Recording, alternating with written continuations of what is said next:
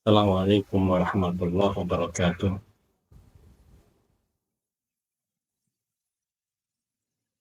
Innal hamdalillah nahmaduhu wa nasta'inuhu wa nastaghfiruh wa na'udzu billahi min shururi anfusina wa sayyiati a'malina.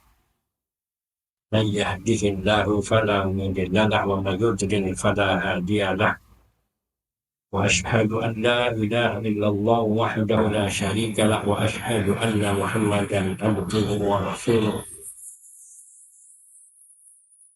يا أيها الذين آمنوا اتقوا الله حق تقاته ولا تموتن إلا وأنتم مسلمون. يا أيها الناس اتقوا ربكم الذي خلقكم من نفس واحدة وخلق منها زوجها وبث منهما رجالا كثيرا ونساء واتقوا الله الذي تساءلون به والأرحام إن الله كان عليكم رقيبا. يا أيها الذين آمنوا اتقوا الله وقولوا قولا سديدا يصلح لكم أعمالكم ويغفر لكم ذنوبكم ومن يطع الله ورسوله فقد فاز فوزا عظيما. أما بعد، فيا الأساتذة والأستاذات الكرام حفظني وحفظكم الله جميعا. Alhamdulillah kita bisa melanjutkan kajian kita di Selasa siang ini. Semoga Allah Subhanahu wa taala berkati pertemuan kita dan memberi taufik kepada kita senantiasa untuk meniti dan mengikuti yang hak dari akidah Ahlussunnah wal Jamaah tersebut. Dalam hal ini kita, sebagaimana yang pernah saya katakan, yakni akan berbicara tentang pokok-pokok prinsip-prinsip dari akidah Ahlussunnah wal Jamaah. Ini poinnya banyak, tapi ringkas insyaallah, dan ini mungkin akan dibahas dalam beberapa pertemuan sampai 44 poin. Dan kita hendaknya dapat mengambil istifadah dari prinsip-prinsip akidah Ahlussunnah wal Jamaah di sini.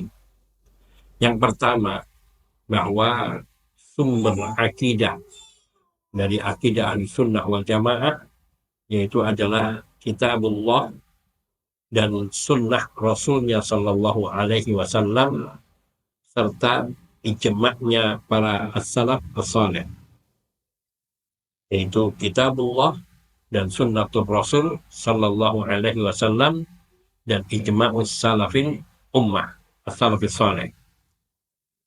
Karena inilah sumber utama yang dijadikan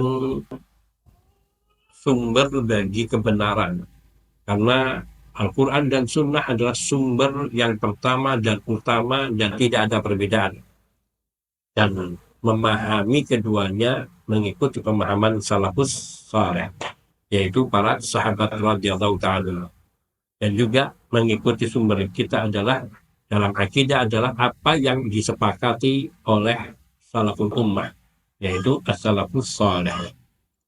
Yang kedua, saya tidak akan banyak memberikan komentar hal-hal yang sudah jelas.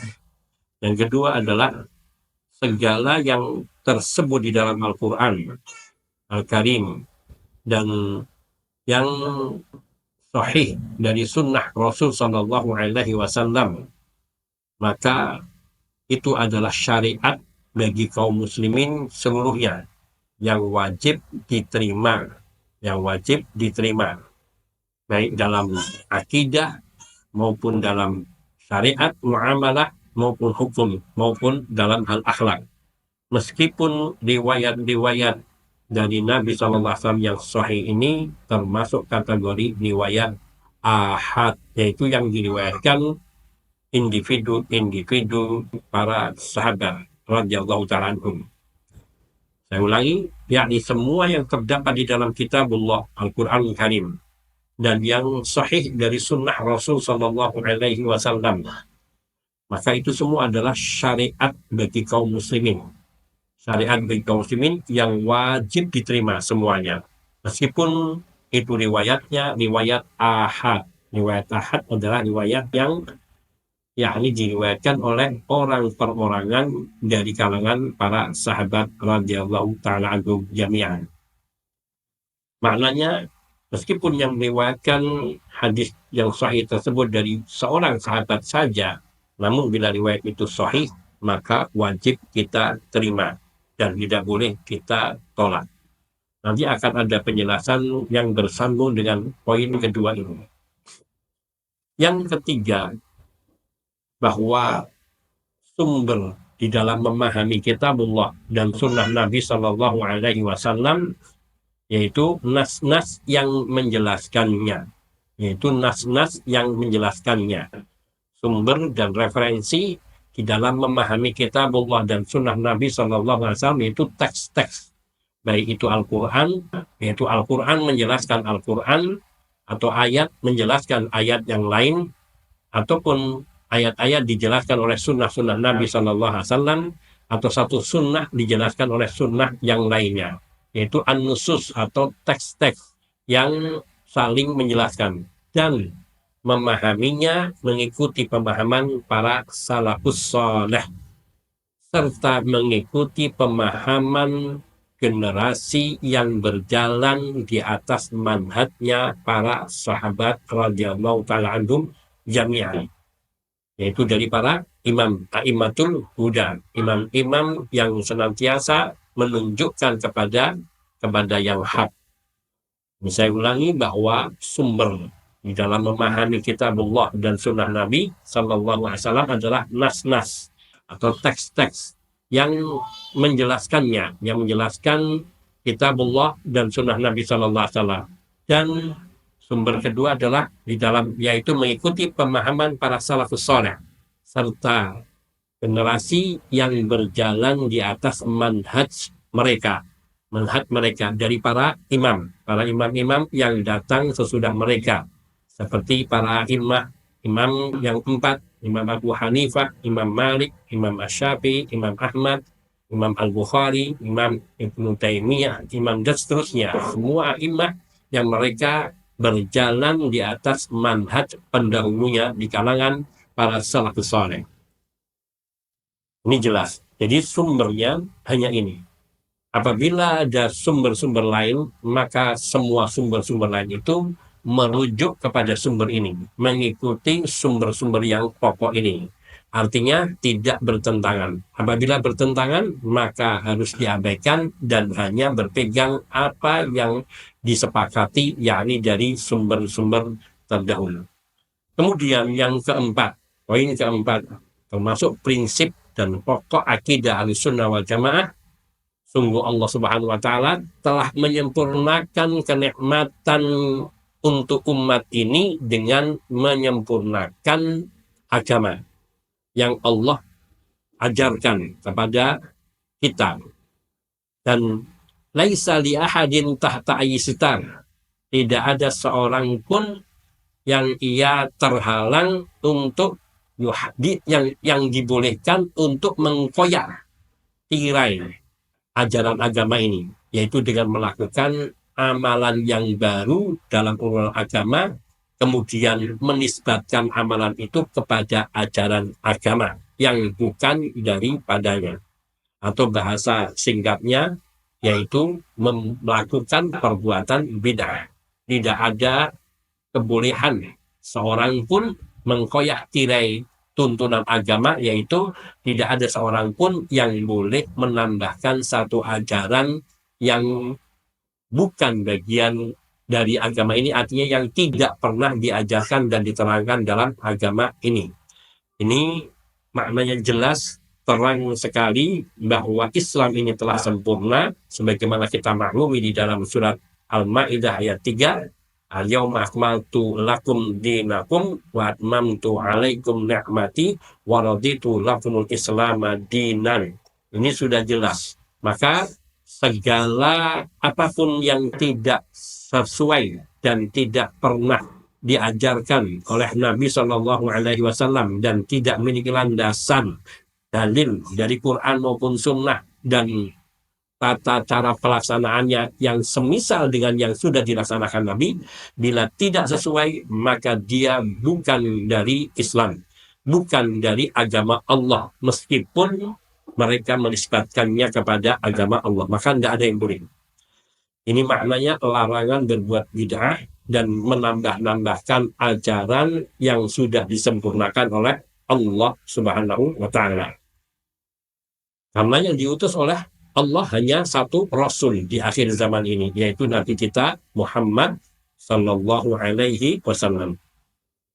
Yang kelima, yaitu kita wajib menerima taslim dan menyerahkan diri, artinya menerima segala yang datangnya dari Allah dan berserah diri kepada Allah dan menerima yang datangnya dari Rasulullah Sallallahu Alaihi Wasallam, baik secara zahir maupun batin. Yakni zahirnya kita melaksanakan semua yang diperintahkan dan menjauhi semua yang dilarang, dan dengan batin yaitu kita ridha menerima sepenuh hati apa yang ditetapkan di dalam agama ini oleh Rasul Sallallahu Alaihi Wasallam. Maka dalam hal ini tidak dibenarkan sedikit pun membenturkan sesuatu pun dengan kitabullah dan sunnah Nabi Sallallahu Alaihi Wasallam, yaitu membenturkan kitabullah dan sunnah Nabi Sallallahu Alaihi Wasallam dengan kias atau dengan perasaan atau dengan yaitu kasyaf, menganggap bahwa dia menemukan mendapatkan mimpi atau sejenisnya, atau mengikuti atau membenturkan Quran dan Sunnah, menentang Quran dan Sunnah dengan perkataan seorang syekh atau seorang imam sekalipun. Maka bahwa di sini kewajiban seorang muslim itu adalah menerima sepenuh hati apa yang diperintahkan oleh Allah dan Rasulnya Sallallahu Alaihi Wasallam, dan juga menerima segala konsekuensi larangan-larangan yang datangnya dari Allah dan Rasulnya Sallallahu Alaihi Wasallam dengan sepenuh hati, lahir maupun batin. Tidak ada keberatan terhadap apa yang disyariatkan oleh agama ini. Dan itulah akidah atau pokok dan prinsip akidah Ahlus Sunnah wal Jamaah. Meskipun di sana ada perkataan yang kelihatan baik, tetapi bila mana itu bertentangan, berseberangan dengan apa yang difirmankan oleh Allah dan disabdakan oleh Nabi Sallallahu Alaihi Wasallam, maka tidak boleh diambil, tidak boleh diterima. Kadang-kadang yang sering dalam hal ini adalah seseorang meyakini bahwa apa yang dikatakan oleh seorang alim, seorang syekh, seorang imam yang menyelisihi Quran dan Sunnah, mereka pandang inilah penjelasan dan maksud yang diinginkan oleh Quran dan Sunnah. Padahal tidak demikian. Karena apa yang zahir, yang tampak dari apa yang difirmankan oleh Allah dan apa yang disabdakan oleh Nabi Sallallahu Alaihi Wasallam sangat jelas, tidak membutuhkan kesamaran. Maka penjelasan haruslah tidak bertentangan dengan dasar apa yang difirmankan oleh Allah maupun apa yang disabdakan oleh Nabi Sallallahu Alaihi Wasallam. Maka bila ada penjelasan dari seorang alim pun yang mengatakan bahwa maksudnya begini dan begitu, tetapi zahirnya menyelisihi apa yang ada di dalam kitabullah dan sunnah Nabi Sallallahu Alaihi Wasallam, maka tidak boleh diambil, tidak boleh dibenturkan, dan tidak boleh dijadikan dalil untuk membenarkan, meninggalkan apa yang datangnya dari Allah dan Rasulnya Sallallahu Alaihi Wasallam. Imam Asy-Syafi'i rahimahullah ta'ala, beliau memiliki perkataan yang sangat masyhur dan dinukilkan oleh Ibnu Qayyim rahimahullah ta'ala dalam kitab I'lamul Muwaqqi'in, dan bahkan oleh Imam An-Nawawi rahimahullah di dalam kitab Al-Majmu' Syarhul Mu'adzab, dan ini tersebut pula di dalam kitab beliau Al-Qum. Yakni beliau mengatakan dengan riwayat lafaz yang berbeda tapi makna sama. Di antaranya lafaz yang berbunyi ajma'al muslimun fi jami'il amsar ala anna man istabanat lahu sunnatun an Rasulillah sallallahu alaihi wasallam lam yahilla lahu ayyada'aha liqauli ahadin. Telah bersepakat seluruh ulama kaum muslimin di seluruh negeri. Di seluruh negeri. Maksudnya di zaman beliau dan sebelum-sebelumnya. Di kalangan para sahabat, para tabi'in dan tabi'ut tabi'in. Semuanya. Yakni telah bersepakat semua, artinya tidak ada penyelisihan di kalangan para ulama tersebut. Apa persepakatan mereka? Ala anna man istabanat lahu sunnatun an Rasulillah sallallahu alaihi wasallam, barang siapa yang telah dengan terang jelas suatu sunnah yang sahih dari Rasul sallallahu alaihi wasallam, lam yahilla lahu ayyada'aha liqauli ahadin. Tidak benar, tidak halal untuk meninggalkan apa yang disabdakan oleh Nabi Shallallahu Alaihi Wasallam hanya untuk mengikuti perkataan seseorang pun dari mereka. Bahkan sekiranya itu dikatakan di kalangan sahabat.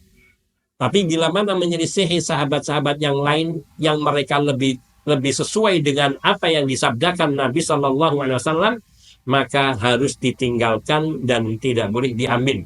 Sebagaimana telah kita katakan di antara perkataan Imam Malik, kullu kalamin yu'khadhu wa yutraku illa sahibu hadzal qabr.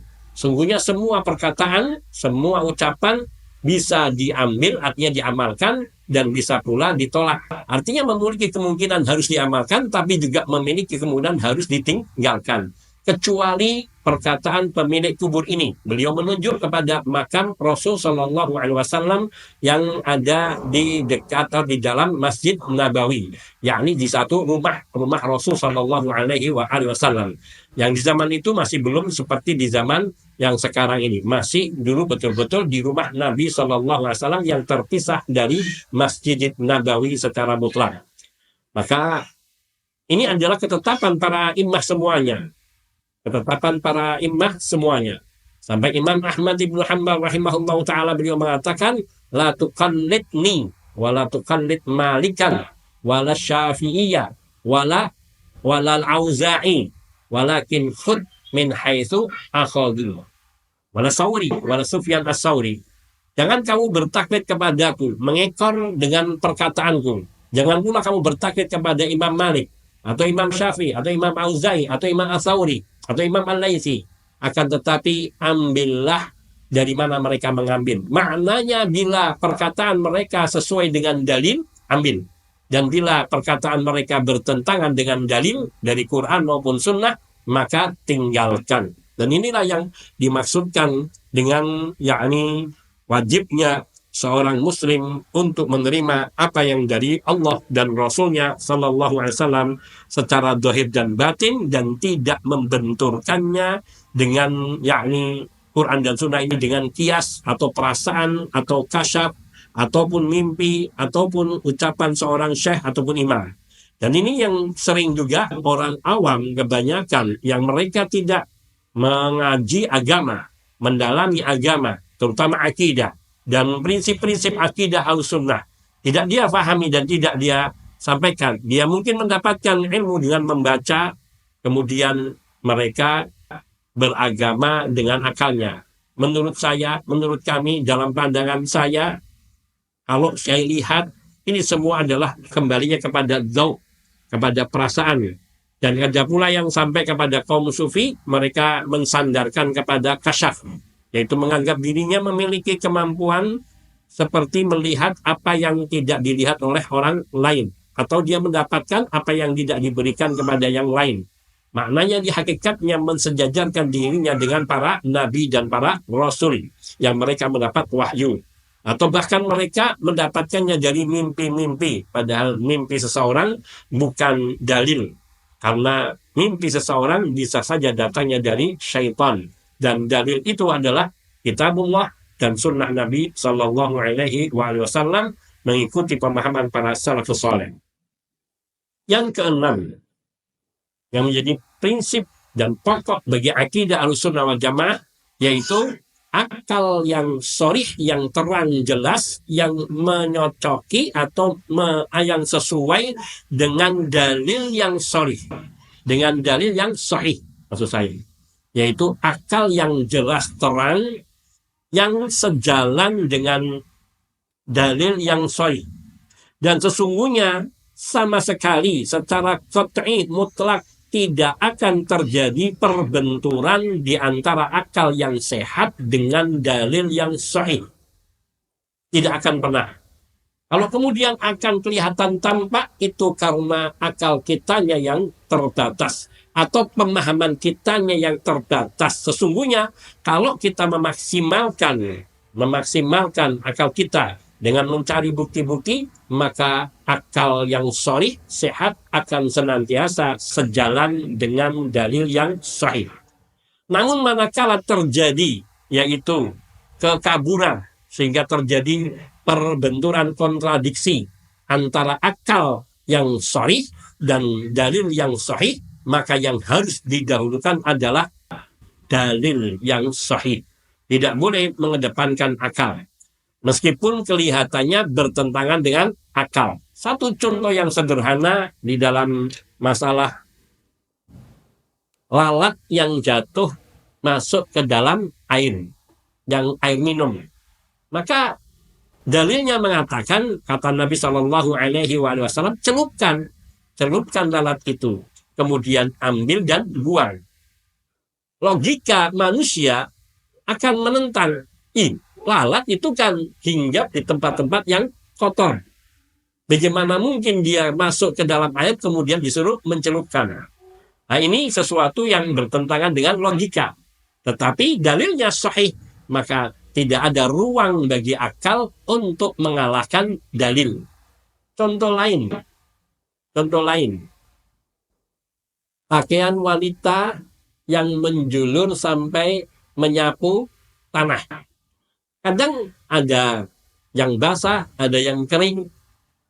Yang hal ini juga pernah dikeluhkan seorang sahabiah, yakni Ummul Mukminin Ummu Salamah, kepada Nabi Shallallahu Alaihi Wasallam. Kalau nggak salah Ummu Salamah, kalau salah saya diingatkan. Beliau mengatakan, ya Rasulullah, kalau pakaian wanita harus dipanjangkan sampai menambahkan satu hasta, maka akan mengenai kotoran, yakni menyapu tanah. Maka kata Nabi Shallallahu Alaihi Wasallam, yang kena najis akan disucikan oleh tanah yang berikutnya. Allahu Akbar. Dari mana kita tahu bahwa tanah ini yang satu mensucikan dan satunya najis? Kita hanya mengimani apa yang disampaikan oleh Rasul Shallallahu Alaihi Wasallam. Karena agama bukan akal. Ali bin Abi Thalib radhiyallahu taala anhu, beliau mengatakan, laukana din, dan juga ini perkataan Umar ibn Khattab radhiyallahu taala anhu, laukana din birra'yi lakana asfalal khuffaini aula bil masih min dhahirihima. Walaqad ra'aitu Rasulullah sallallahu alaihi wasallam masaha dhahira khuffaihi.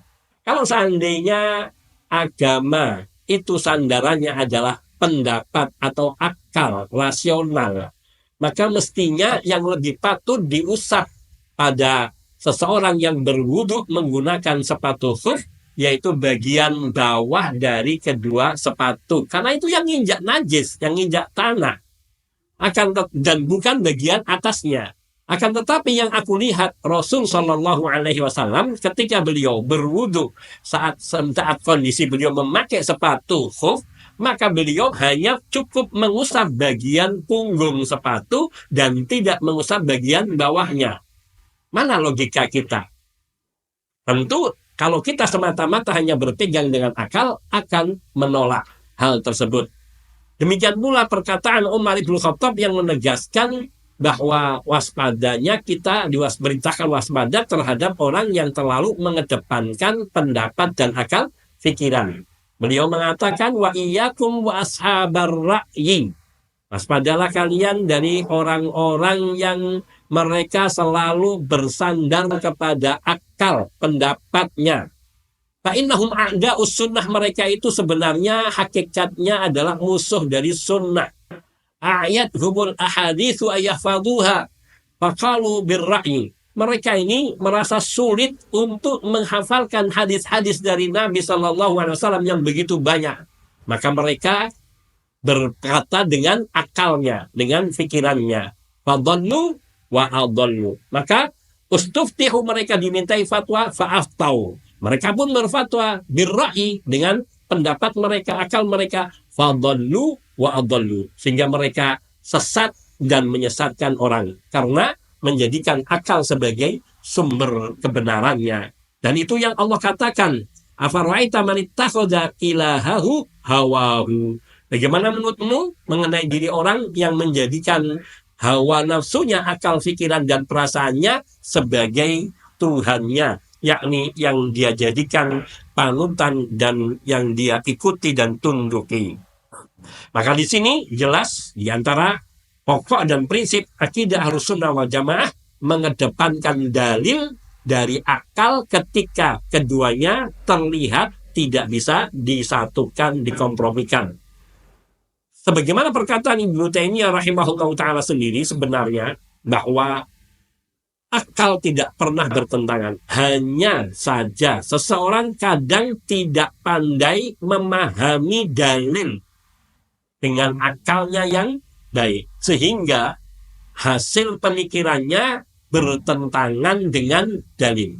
Kalau akal itu ditundukkan, didasarkan dengan iman, dan selalu mengedepankan bahwa yang datangnya dari Allah dan Nabi-Nya adalah yang hak, pasti dia akan bisa mempertemukan antara akal dengan dalil. Sebagaimana juga, yakni Nabi SAW memberikan alasan mengapa lalat itu ketika jatuh ke dalam air minum sebaiknya dicelupkan dan tidak dibuang airnya. Karena Nabi menerangkan salah satu dari kedua sayap itu mengandung racun dan yang satu lainnya mengandung penawarnya. Dan apa yang dikatakan Nabi SAW, meskipun beliau bukan seorang peneliti, bukan seorang farmasi ataupun seorang apoteker ataupun sejenisnya, tapi beliau menerima informasi dari sumber kebenaran, yaitu wahyu dari Allah Subhanahu wa Ta'ala. Maka ketika riwayat itu sudah sahih, maka tidak ada yang boleh diragukan. Dan banyak sekali dalam perkara-perkara agama yang sesungguhnya itu kelihatan dohirnya antara akal dengan dalil seolah-olah bertentangan, pada hakikatnya tidak. Kemudian yang ketujuh, prinsip dan pokok dari akidah Ahlussunnah wal Jamaah, yaitu wajib kita beriltizam, yaitu memegangi lafaz-lafaz yang syar'i di dalam akidah, memegangi lafaz-lafaz dan istilah-istilah yang syar'i di dalam akidah, dan menjauhkan diri atau meninggalkan lafaz-lafaz dan istilah-istilah yang bid'ah. Karena dalalatul alfaz wasi'ah, karena penunjukan kepada istilah itu berkonsekuensi kepada meluasnya pemahaman.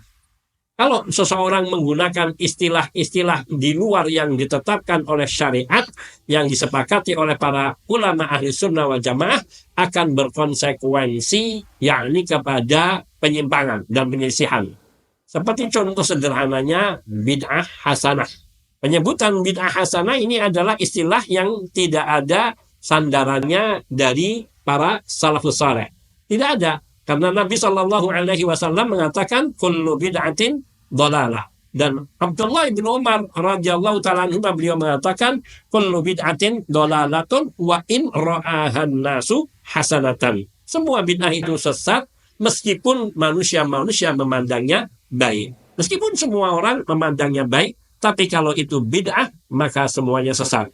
Maka mengistilahkan bid'ah hasanah adalah menggunakan istilah-istilah bid'ah yang tidak ada dasar dalilnya. Dan banyak lagi hal-hal yang sejenis itu, yaitu penggunaan istilah-istilah yang tidak ada dasarnya. Seperti misalnya dalam memahami takdir, ada takdir mu'allaq, takdir mubram, yang tidak kita kenali di dalam istilah ini di kalangan ulama Ahlussunnah wal Jamaah. Yang kita kenal adalah takdir itu ada terbagi takdir azali, ada takdir umuri, ada takdir sanawi, dan ada takdir yaumi, yang semuanya mensandarkan kepada firman Allah Subhanahu wa Ta'ala. Istilah-istilah ini didasarkan kepada firman Allah Subhanahu wa Ta'ala. Dan banyak lagi, ini hanya sebuah contoh saja. Maka Cukup kita bersandar, berpegang dengan lafaz-lafaz yang sudah baku, yang dikenal di kalangan ulama ahlus sunnah. Sehingga kita menyebutkan ahlus sunnah, ya ahlus sunnah wal jamaah, atau ahlus sunnah, atau ahlul tauhid, atau ahlul asar, atau ahlul hadis, atau al-firqatun najiyah, atau at-taifah al-mansurah. Yang ini semua adalah bersandarkan kepada dalil-dalil dari Quran maupun dari sunnah Nabi Sallallahu Alaihi Wasallam yang maknanya mengisyaratkan kepada istilah-istilah tersebut.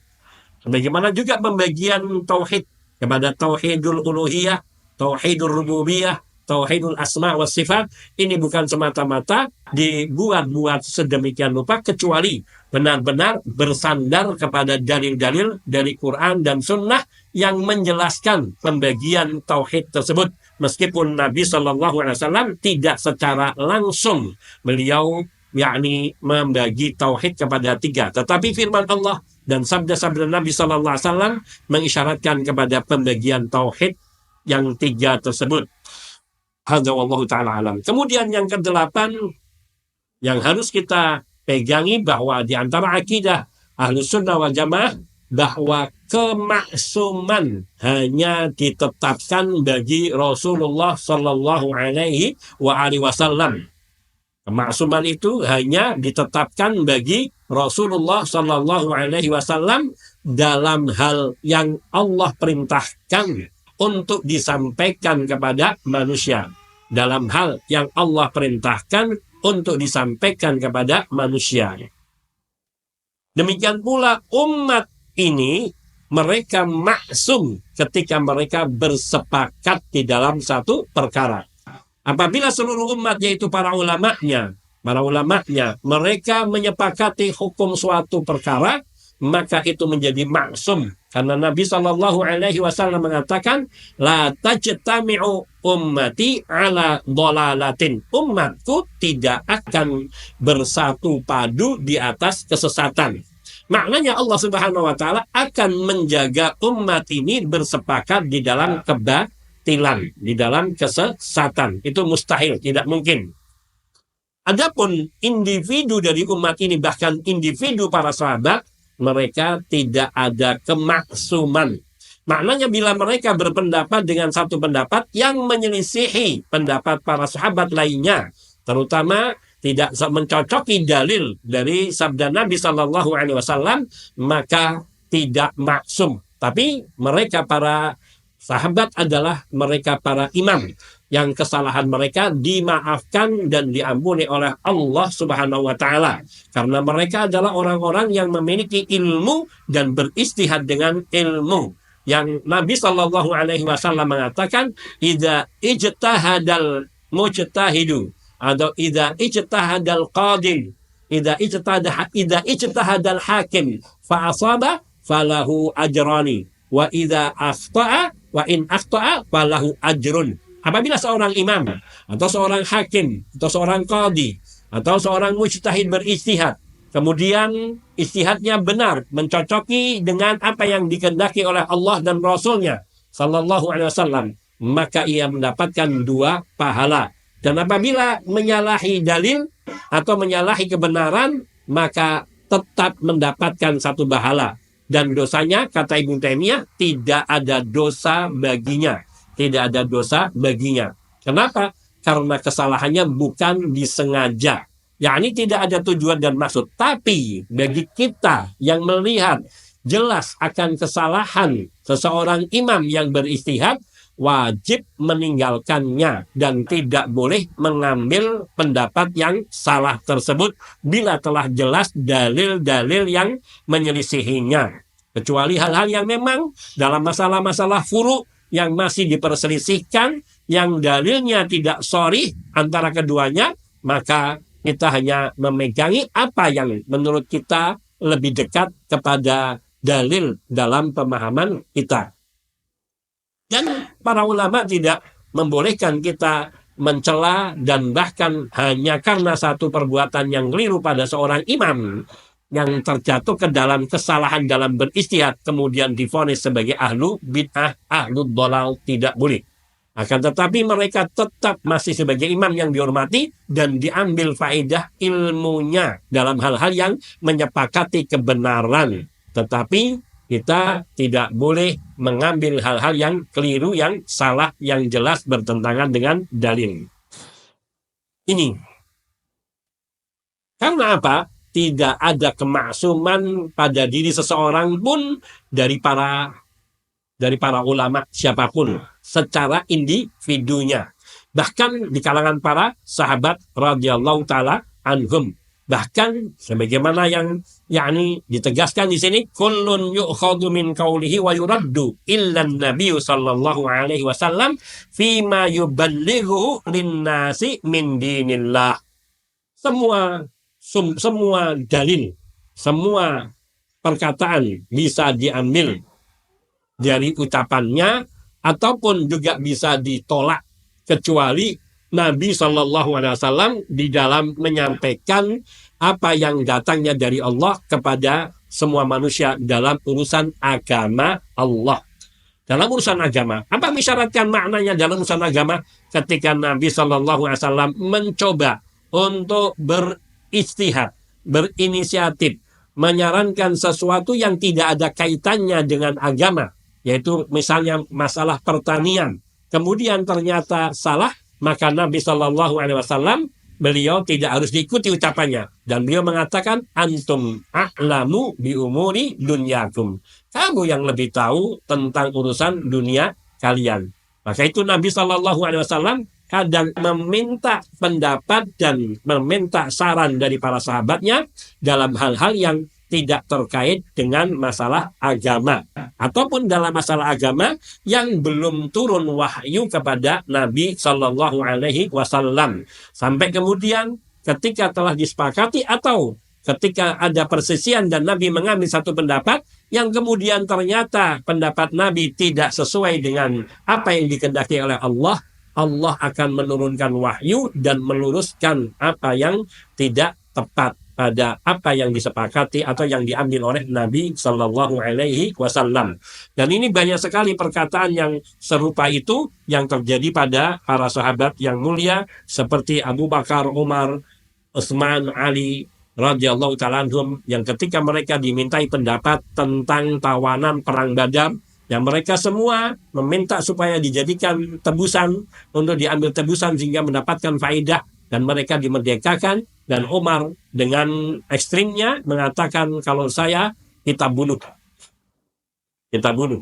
Dan ternyata yang dibenarkan adalah pendapatnya Umar ibnul Khattab radhiyallahu ta'ala anhu, meskipun Nabi Shallallahu Alaihi Wasallam saat itu lebih memilih perkataan Abu Bakar dan Ali serta yang lainnya. Dan ini bukti bahwa Nabi Shallallahu Alaihi Wasallam secara individu beliau sebagai manusia, ketika wahyu belum datang, beliau bisa memiliki kecenderungan kepada apa yang dikatakan sahabat-sahabatnya, dan ternyata salah, maka Allah akan menegur dengan wahyu. Disitulah letak kemaksuman Rasulullah Shallallahu Alaihi Wasallam. Maka kalau Nabi saja seandainya keliru segera diingatkan oleh Allah, artinya beliau bisa salah kalau berinisiatif dengan pendapat beliau, apalagi kita. Maka kita hanya kewajibannya mengikuti apa yang disampaikan oleh Rasulullah Shallallahu Alaihi Wasallam. Lalu bagaimana seorang ia merasa bahwa apa yang dia kerjakan baik, padahal tidak dilakukan oleh Nabi Shallallahu Alaihi Wasallam. Padahal Nabi sendiri ketika beliau melakukan hal yang keliru dalam ijtihadnya, segera ditegur oleh Allah Subhanahu Wa Taala dan diluruskan.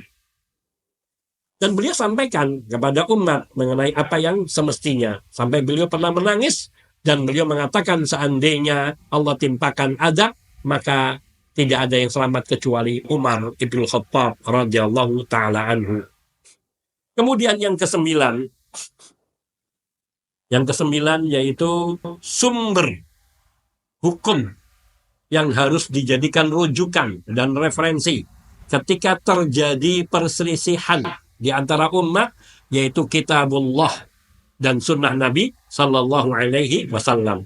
Sumber hukum dan referensi di dalam hal terjadinya perselisihan di antara para sahabat kaum muslimin, yaitu merujuk kembali kepada kitabullah dan sunnah Nabi Sallallahu Alaihi Wasallam.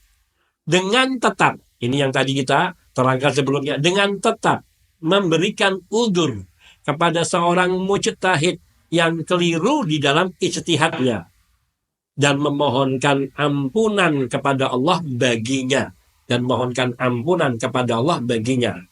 Ini maknanya yang sudah kita jelaskan, yakni di poin pertama ini yang terkait dengan prinsip di sini adalah apabila terjadi perselisihan seperti yang Allah firmankan di dalam surat An-Nisa ayat 59, fa in tanaza'tum fi syai'in farudduhu ilallahi war rasul in kuntum tu'minuna billahi wal yaumil akhir. Bila kalian mempertikaikan sesuatu perkara sekecil apapun, maka kembalikanlah kepada Allah, yaitu kepada kitab sucinya, dan kembalikan kepada Rasul sallallahu alaihi wasallam di masa hidupnya dan setelah wafatnya kepada tuntunan dan ajaran sunnahnya.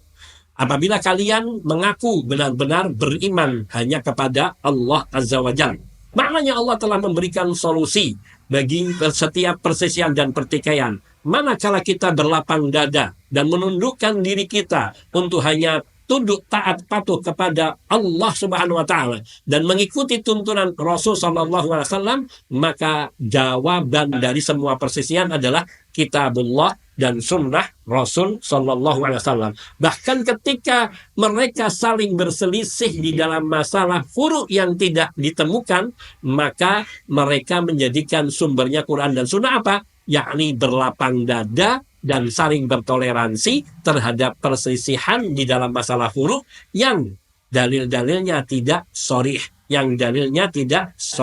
yakni yang maknanya dalilnya itu ada penafsiran dan penafsiran makna yang bisa berbeda, bertentangan. Maka dalam hal seperti itu, yakni bimbingan agama adalah untuk saling memaafkan dan saling bertoleransi, menerima. Tetapi di dalam akidah tidak ada pertentangan dan tidak ada boleh toleransi di dalam akidah. Yang hak itu satu. Kecuali dalam juz'iyat yang sedikit, yang kecil, yang hal itu menyangkut akidah tapi bukan pokok-pokok akidah yang besar. Dan itu pun ada penyelesaiannya. Bila ditelusuri dalilnya, maka akan ditemukan jawabannya. Hanya seseorang perlu berlapang dada, meninggalkan apa yang selama ini diyakini, ternyata salah, kepada apa yang benar, yang hak, yang sampai kepada kita, meskipun datangnya belakangan. Ke-10, di antara pokok prinsip akidah Ahlussunnah wal Jamaah adalah ar-ru'ya as-salihah haqqun wa hiya juz'un minan nubuwah wal firasah haqqun bisyarti muwafaqatiha lisyar'i ghairu annaha laysat masdaran lil aqidah wala lit tasyri'. Ini yang harus difahami, yaitu bahwa mimpi yang benar, mimpi yang baik itu adalah hak, benar-benar berasal dari Allah, dan mimpi yang baik itu adalah sesuatu yang hak, yang benar. Dan bahkan mimpi yang baik itu adalah merupakan bagian dari kenabian, dan firasat yaitu sesuatu yang tumbuh di dalam hati seorang mukmin yang bertakwa kepada Allah, yang melihat adanya sesuatu yang tidak dilihat orang lain, itu juga sesuatu yang hak. Tapi dengan syarat harus tidak berseberangan dengan syariat. Hanya saja bahwa mimpi yang benar, mimpi yang soleh, ataupun firasat yang benar itu tidak bisa dijadikan sumber bagi akidah. Tidak bisa dijadikan sebagai sumber akidah ataupun sumber bagi peletakan syariat. Jadi tidak bisa dijadikan sebagai dasar hukum syariat. Oh, ini hukumnya wajib. Kenapa? Karena saya mimpi bahwa Nabi SAW mengatakan bahwa perkara ini wajib. Maka dalil seperti ini batil. Karena Meskipun ia mengaku mimpi bertemu Nabi, yang harus dijelaskan bahwa Nabi Shallallahu Alaihi Wasallam tidak bisa diserupai oleh jin, setan. Tidak bisa menyerupai fisik Rasul Shallallahu Alaihi Wasallam, baik termasuk suaranya. Tetapi masalahnya yang mimpi siapa? Para sahabat atau orang-orang yang tidak pernah bertemu dengan Nabi Shallallahu Alaihi Wasallam. Karena tidak ada fotonya Rasulullah Shallallahu Alaihi Wasallam seperti apa. Maka kalau syaitan mengaku dirinya Nabi bisa, tetapi menyerupai wujud Nabi Shallallahu Alaihi Wasallam tidak bisa. Maka di sini seseorang harus betul-betul mengenal ciri-ciri fisik Rasul Shallallahu Alaihi Wasallam sebagaimana yang dihabarkan oleh para sahabat. Seperti di dalam kitab Asy-Syama'il Al-Muhammadiyah karya dari Imam Ibn At-Tirmidzi rahimahullah ta'ala dalam figur Rasulullah Shallallahu Alaihi Wasallam. Jadi mimpi meskipun baik tapi tidak bisa dijadikan dalil secara umum ataupun mutlak. Mimpi yang baik mungkin pemberitaan mengenai hal-hal yang tidak bertentangan dengan apa yang datangnya dari Allah dan Rasulnya Sallallahu Alaihi Wasallam. Seandainya, seandainya seseorang ia bermimpi bertemu Nabi Sallallahu Alaihi Wasallam dan fisiknya mencocoki dengan yang ada di dalam riwayat-riwayat yang sahih tentang figur dan fisik Rasul Sallallahu Alaihi Wasallam yang suci dan mulia. Maka kemudian beliau menyampaikan sesuatu. Maka pastilah kalau itu benar-benar Nabi, beliau hanya akan menyampaikan apa yang sudah pernah beliau sampaikan. Dan tidak akan menyampaikan sesuatu yang baru yang belum pernah ada atau yang belum pernah beliau ajarkan. Karena agama ini telah sempurna dan tidak membutuhkan satu penambahan ataupun revisi ataupun pengurangan atau perbaikan. Tidak ada. Jadi kalau itu benar Nabi Shallallahu Alaihi Wasallam yakini bahwa beliau hanya akan menyampaikan sesuatu yang sudah pernah beliau sampaikan dan tidak keluar dari apa yang sudah pernah beliau sampaikan. Kemudian yang ke-11 yaitu al-mira'u fiddin mazmumun. Ini termasuk pokok dan akidah Ahlussunnah wal Jamaah bahwa berbantah-bantahan atau perdebatan itu dalam urusan agama tercela. Berbantah-bantahan dan perdebatan al-mujadalah al-mira' fiddin mazmum. Adapun al-mujadalah bil husna yaitu dialog yang baik, adu argumen dalam rangka lil bahsi anil haqi untuk mencari kebenaran semata-mata, masyru'atun itu disyariatkan, dibolehkan. Jadi dianjurkan, diperintahkan. Misal dua orang ulama, yang satunya ingin mencari pemahaman yang benar mengenai suatu dalil. Sehingga ia mengajak kepada seorang ulama yang dia pandang lebih alim dari dirinya untuk memahamkan dirinya tentang satu masalah, tentang dalil ataupun yang lain. Sehingga terjadi dialog dan saling mengemukakan argumen.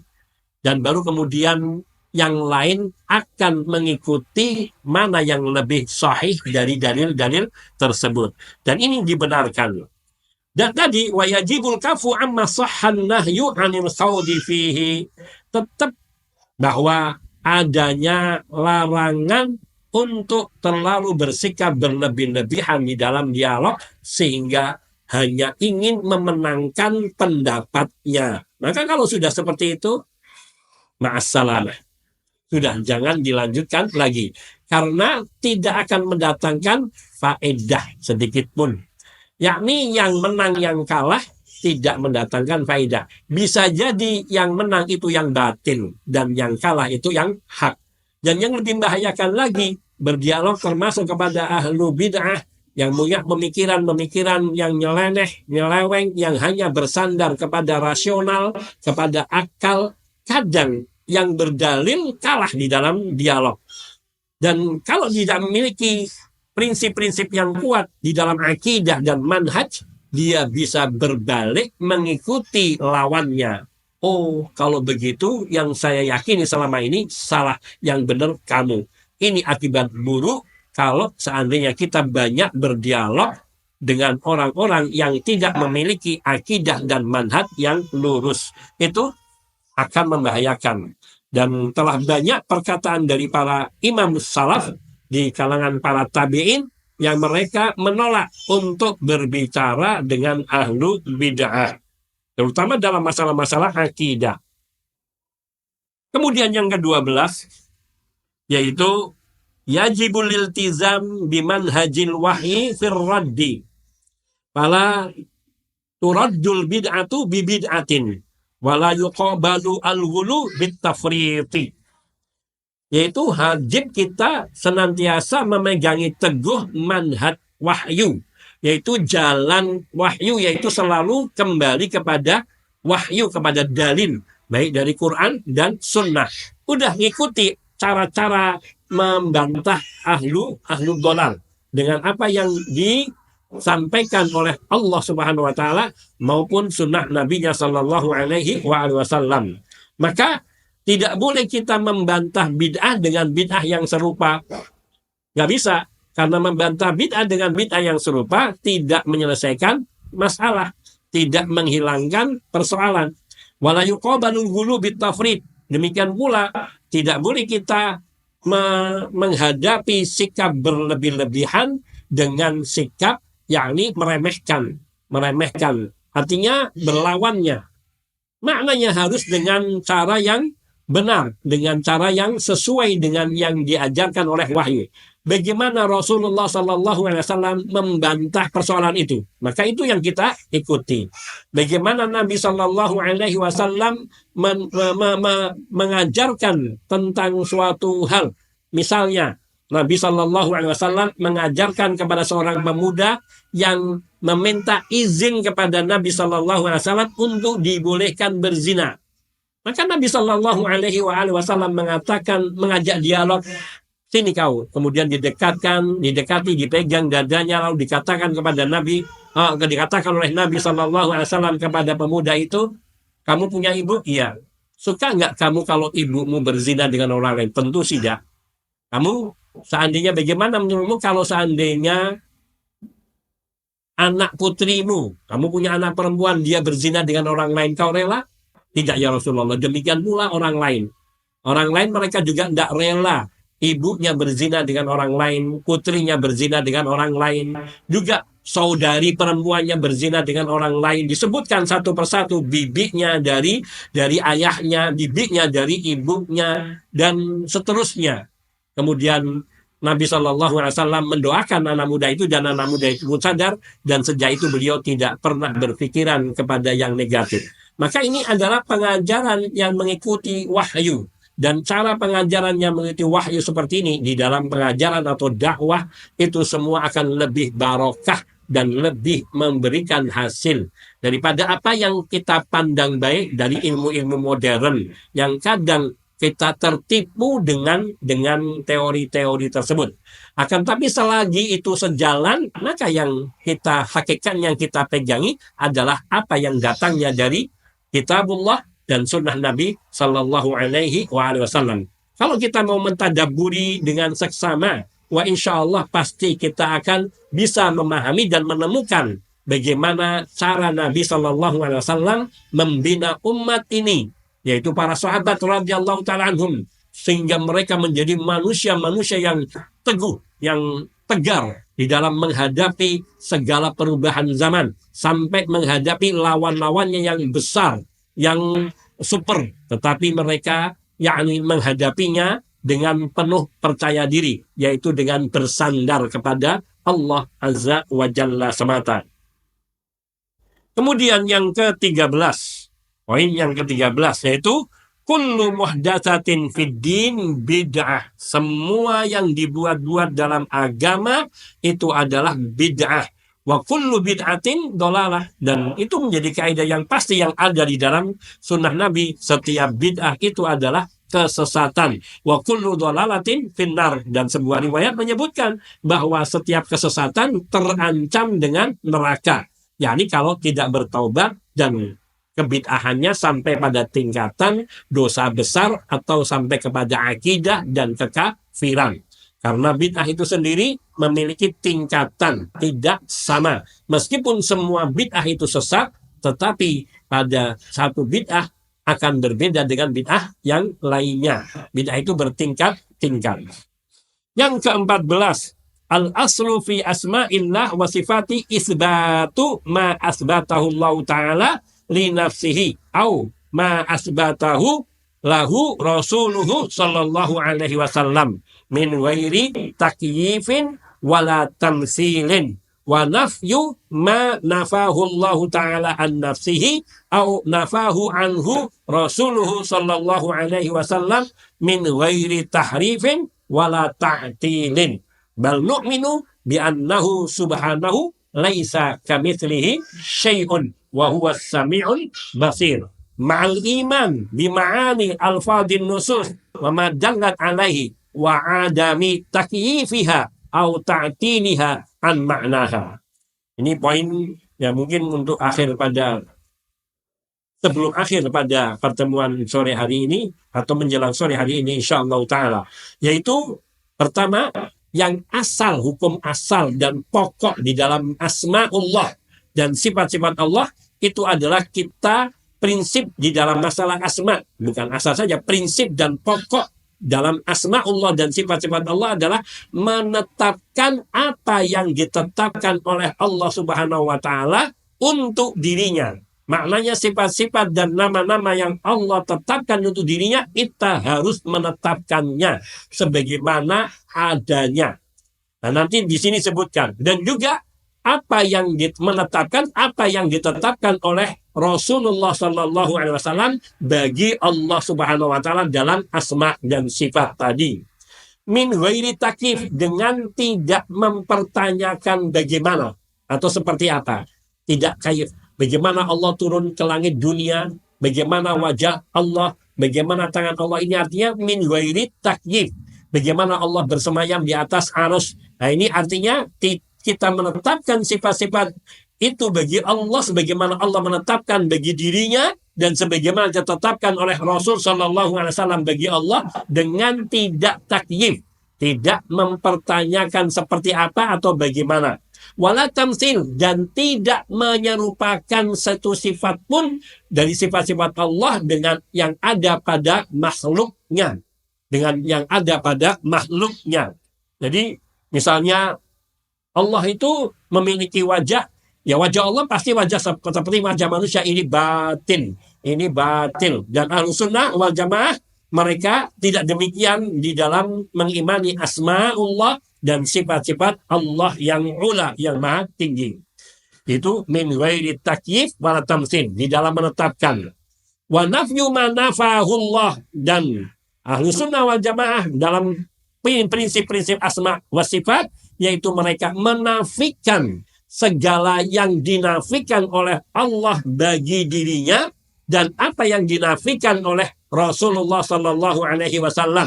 Seperti mengatakan Allah tidak adil. Maka itu sifat yang semacam ini tidak benar.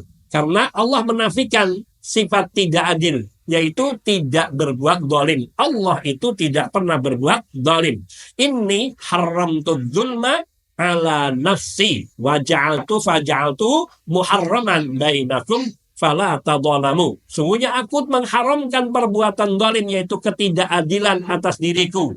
Dan sungguhnya yakni aku telah mengharamkan kedzaliman itu di antara kamu, maka janganlah kalian berbuat zalim. Dan banyak sekali ayat-ayat suci Al-Quran yang menyebutkan tentang hal ini, seperti firman Allah, wa mallahu bidzallamin lil abid. Sekali-kali Allah tidak pernah berbuat zalim kepada hamba-hambanya. Dan Allah Subhanahu wa Ta'ala juga mengatakan, wa ma dhalamahumullah walakin kanu anfusahum yadhlimun. Mereka tidak pernah berbuat zalim. Allah tidak berbuat zalim, akan tapi mereka sendirilah yang berbuat zalim terhadap diri-diri mereka sendiri, yaitu ketika mereka memilih kekufuran, memilih kekafiran, kefasikan dan kesesatan atau kesyirikan. Faman syaa fal yu'min wa man syaa fal yakfur. Karena Allah memberikan kebebasan kepada manusia, tapi dengan konsekuensi bahwa sungguhnya Allah telah menyiapkan siksanya bagi orang-orang yang mereka durhaka kepada Allah dengan menjadikan api itu akan mengapung dirinya. Ini tadi. Dan di dalam menafikan sifat-sifat bagi Allah, seperti yang Allah nafikan dari dirinya, dan apa yang dinafikan oleh Rasul Shallallahu Alaihi Wasallam dari Allah Subhanahu Wa Taala dengan prinsip min ghairi tahrif, tidak dengan menyimpangkan makna-makna sifat tersebut, wala ta'til, dan tidak pula menolak, yakni menolak sifat-sifat bagi Allah. Allah tidak zalim, tapi Allah itu maha adil.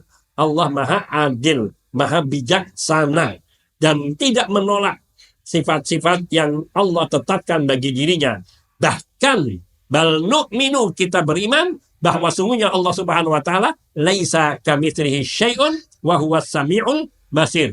Tidak ada sesuatu pun yang serupa bagi Allah Subhanahu wa taala, dan Dia Allah zat yang maha mendengar, maha melihat. Meskipun Allah memiliki sifat mendengar dan melihat, tetapi sifat mendengar melihatnya Allah tidak sama dengan mendengarnya makhluk. Dan dikatakan di sini betul-betul mendengar dan melihat. Tapi tidak perlu kita palingkan makna untuk menghindarkan agar tidak menyamakan Allah dengan makhluk, kemudian menyimpangkan makna mendengar dan melihat ini kepada makna lain. Ini tahrif yang tidak dibenarkan. Dengan tetap mengimani makna-makna lafaz-lafaz nas sebagaimana yang ditunjukkan oleh lafaz-lafaz tersebut, dengan tidak mempertanyakan bagaimana atau menolak secara mutlak mengenai makna-makna dari lafaz-lafaz tersebut. Seperti yang kita sebutkan, Allah memiliki sifat mendengar dan sifat melihat, sifat mengetahui, sifat menyaksikan, sebagaimana makna lafaz-lafaz tersebut dengan tidak menyamakan dengan yang ada pada makhluk, tetapi sifat-sifat Allah yang sesuai dengan keagungan dan kemuliaan Allah Tabaraka wa Ta'ala yang jauh dari semua sifat yang ada pada makhluk-makhluknya. Ini yang terakhir untuk hari ini, yaitu prinsip dan pokok-pokok akidah Ahlus Sunnah wal Jamaah, yaitu al-imanu bil malaikatil kiram ijmalan. Mengimani malaikat-malaikat Allah yang mulia secara global, secara umum, yakni bahwa Allah Subhanahu wa taala memiliki malaikat-malaikat yang sangat banyak. Wa amma ala tafsir, maka kalau menyebut mengimani malaikat-malaikat dengan nama-nama yang tertentu, maka hanya bersandar dari riwayat-riwayat yang sahih tentang nama-nama mereka dan sifat-sifat serta pekerjaan mereka. Maka kita mengimani malaikat yang membawa wahyu Allah kepada Nabi kita Muhammad Sallallahu Alaihi Wasallam adalah malaikat Jibril, dan beliau adalah malaikat yang ditugaskan oleh Allah untuk menyampaikan wahyu Allah Subhanahu wa Ta'ala. Nah, ini namanya kita mengimani malaikat secara terperinci, secara tafsili, berdasarkan apa? Riwayat-riwayat yang sahih, baik dari kitabullah maupun dari sunnah Nabi Sallallahu Alaihi Wasallam. Demikian ini 15 prinsip dan pokok dari akidah Ahlus Sunnah wal Jamaah yang wajib kita pegangi, dan insya Allah masih akan ada kita pembahasan sampai yaitu 44 yang insya Allah kita akan sampaikan pada pertemuan berikutnya mendatang biidznillah ta'ala. Hadza wallahu ta'ala alam. Ada yang mau ditanyakan? Kalau tidak, maka saya cukupkan sampai di sini. Hadza minni wal afu minkum wa sallallahu wasallam ala nabiyyina Muhammadin wa alihi wa sahbihi ajma'in walhamdulillahi rabbil alamin. Subhanakallahumma bihamdika Asyhadu an la ilaha illa anta astaghfiruka wa atubu ilaik. Assalamualaikum warahmatullahi wabarakatuh.